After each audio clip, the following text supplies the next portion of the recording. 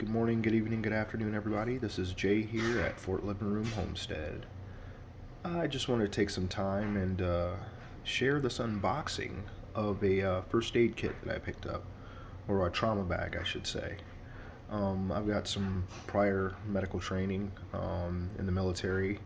I did combat lifesaver there, and once I got out, I went through EMT school and was planning on moving forward to paramedic school.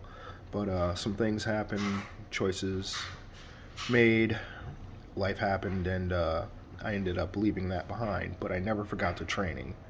So I actually wanted to pick up a bag that more reflected the training I had, and pick up some items that aren't readily available at the stores, or your CVS's or your Walgreens or whatever you've got near you. Things like resuscitator bags and sea collars, that sort of thing. The airways, the kind of things that you get like in an actual trauma kit. And I actually wanted to get something that came in a bag, like an actual first aid bag. I need the room.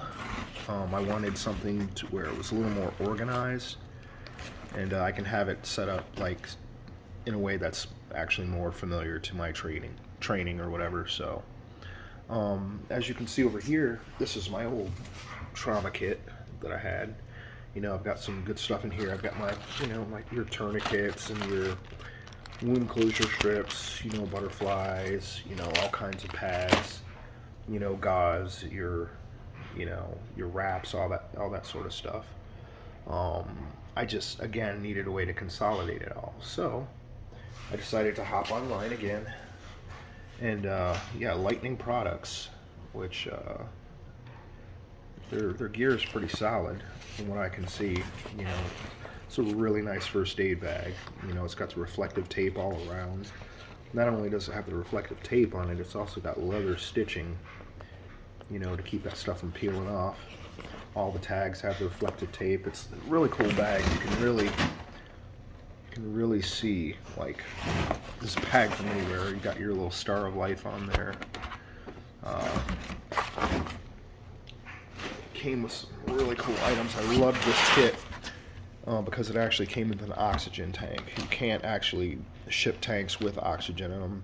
It's actually illegal. So they just ship the tank. You got to get it filled. Fortunately, there's a welding shop close by, and they actually have oxygen there. And there's some other spots around here that wheel and deal in oxygen. So there's all sorts of accessory bags that come. Most of the stuff in those accessory bags I've got in my other kit. Again, I'm more excited about like the stuff you can't normally find just right around the corner, like your resuscitator bags. I don't know if there's any nasal airways in this one. I might have to order those separate. Nice set of trauma shears. That's pretty cool. I've got a set, but I think these are a step up from the ones I've got. Stethoscope, blood pressure cuff. You could pick one of those up locally, but it's still nice to have. Let's see. All sorts of pads. Rebreather masks. I think that's what this is. Yeah, rebreather mask. Sorted bandages, whatnots, and whatforths. Where are those airways at? Oh, there we go. Yeah, I really needed these. This is something I was definitely lacking in my my other kit. I'm gonna dig those other ones open, thinking they've got some nasal airways. That's another thing I needed. And this, in addition to my other kit, also mixed with the stuff I've got on my personal kit. I've got staple gun, some other anesthetic, some other meds and whatnot, antibiotic kit.